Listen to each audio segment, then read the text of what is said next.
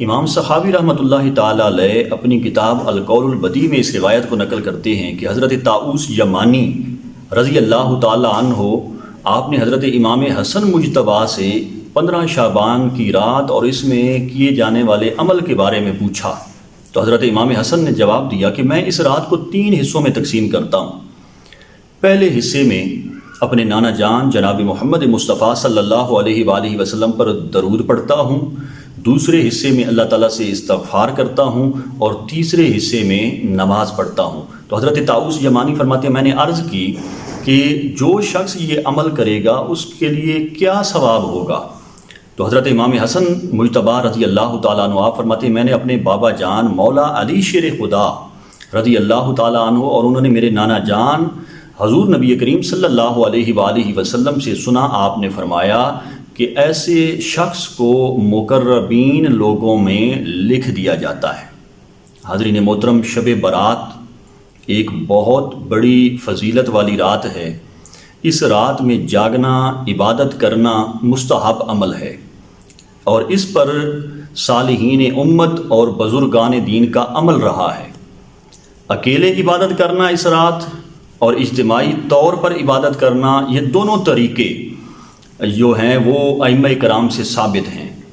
بس جس طریقے سے انسانی طبیعت اور مزاج میں روحانی حلاوت اور روحانی مٹھاس جو ہے وہ پیدا ہو جائے وہی طریقہ اپنانا چاہیے، لیکن اجتماعی طور پر جو عبادت کی جاتی ہے اس کے بہت سارے فوائد ہیں۔ تعلیم و تربیت کا عمل پایا جاتا ہے، اور آج کل کا جو سال پسندی کا دور چل رہا ہے کہ دینی تعلیمات سے لوگ جو ہیں وہ بے راہ روی کا شکار ہیں۔ تو جب اجتماعی طور پر لوگ عبادت کریں گے ایک عالم دین کی نگرانی میں، تو نوافل اور دینی تعلیمات کی ادائیگی میں جو ان کو پریشانیاں ہیں وہ معلوم کر کے اچھے طریقے سے وہ ادا کر لیں گے۔ اب آئیے کہ اس رات کے معمول کیا ہونے چاہیے اور یہ رات کیسے گزارنی چاہیے۔ یہ وہ معمولات ہیں جو صالحین امت نے، بزرگان دین نے حضور نبی کریم صلی اللہ علیہ وآلہ وسلم کی مبارک سنتوں سے اخذ کیے ہیں۔ اس رات میں قرآن پاک کی تلاوت کریں، پہلے نمبر پہ سورہ یاسین شریف کی تلاوت کریں۔ سورہ یاسین کو قرآن پاک کا دل کہا گیا ہے۔ کم از کم 3 مرتبہ سورہ یاسین کی تلاوت کریں۔ اس کے بعد سورہ الدخان کی تلاوت کریں 3 مرتبہ۔ یہ وہ مبارک صورت ہے جس میں لیلۃ المبارکہ کا ذکر آیا ہے۔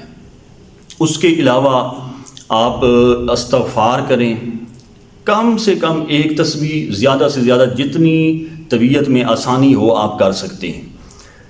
آیت کریمہ کا ورد کریں، لا الہ الا انت سبحانک انی کنت من الظالمین۔ کم از کم 1 تسبیح، زیادہ سے زیادہ 1000 مرتبہ آپ پڑھیں اس آیت کریمہ کو، بہت زیادہ فضیلت ہے۔ اسی طریقے سے صلاۃ التسبیح کا اہتمام کریں۔ یہ وہ نفلی عبادت ہے اور یہ وہ عطیہ ہے جو آقا کریم علیہ الصلاۃ والسلام نے اپنے چچا جان حضرت عباس بن عبد المطلب رضی اللہ تعالیٰ عنہما کو ودیت فرمایا۔ چچا جان میں آپ کو ایسا عمل نہ بتاؤں کہ جو آپ کریں آپ کے اگلے پچھلے چھوٹے بڑے نئے پرانے سارے صغیرہ گناہوں کو اللہ معاف فرما دے گا؟ تو آپ نے فرمایا کہ یہ صلاۃ و تسبیح پڑھا کرو، طریقہ بتایا، اور پھر فرمایا اگر چاہو روزانہ پڑھو، روزانہ نہیں پڑھ سکتے ہو ہفتے میں 1 دفعہ پڑھو، اگر ہفتے میں 1 دفعہ نہیں تو پھر مہینے میں 1 دفعہ، مہینے میں 1 دفعہ نہیں تو سال میں 1 دفعہ، سال میں 1 دفعہ نہیں تو پھر پوری زندگی میں 1 دفعہ پڑھو۔ تو صلاۃ و تسبیح کا اہتمام کریں۔ اسی طریقے سے صلاۃ اللیل کے جو نوافل ہیں وہ ضرور پڑھیں، اور پھر آخر میں ذکر الہی کی محفل سجائیں، اللہ کا ذکر کریں۔ ذاکرین الہی جو ہوتے ہیں ان کی بڑی فضیلت آئی ہے۔ جس جگہ پہ ذکر الہی کی محفل سجی ہو وہاں پر حدیث مبارکہ کا مفہوم بیان کر رہا ہوں، رب کے فرشتوں کا نزول ہوتا ہے۔ صرف فرشتوں کا نزول ہی نہیں ہوتا بلکہ فرشتے آ کر ان پر فخر کرتے ہیں، اور حدیث مبارکہ میں جہاں ذکر الہی کی محفل سجی ہو اس جگہ کو جنت کے باغات کہا گیا ہے۔ اور جو بندہ ذکر الہی کی محفل سجاتا ہے، حضور علیہ الصلوۃ والسلام نے ارشاد فرمایا جب وہ محفل اختتام کو پہنچتی ہے تو اس محفل کے جو کرنے والے ہوتے ہیں ان کے گناہوں کو اللہ تعالیٰ نیکیوں میں تبدیل فرما دیتا ہے۔ تو یہ مختصر سے وظائف ہیں۔ اسی طرح ایک اہم جو پیغام میں دینا چاہوں گا شب برات کے حوالہ سے، چاہے شب برات ہو چاہے لیلۃ القدر ہو، یہ جتنی بھی بڑی راتیں ہیں، ان راتوں میں بہت سارے لوگ جو ہیں وہ نوافل پہ زیادہ فوکس کرتے ہیں، حالانکہ ان کی فرض نمازیں بہت ساری چھوٹ گئی ہوتی ہیں۔ لہٰذا چاہیے یہ کہ وہ ان راتوں میں غنیمت سمجھ کر جو نمازیں ان کی قضا ہو چکی ہیں فرض، ان کو ادا کر لیں۔ اسی طرح جو حضرات روزہ رکھتے ہیں، نفلی روزہ ہے، روزہ تو آپ نے ویسے بھی رکھنا ہے، اگر روزہ رکھنا ہے تو آپ کا جو فرض روزے آپ کے رہ گئے ان کی قضا کی نیت کر لیں۔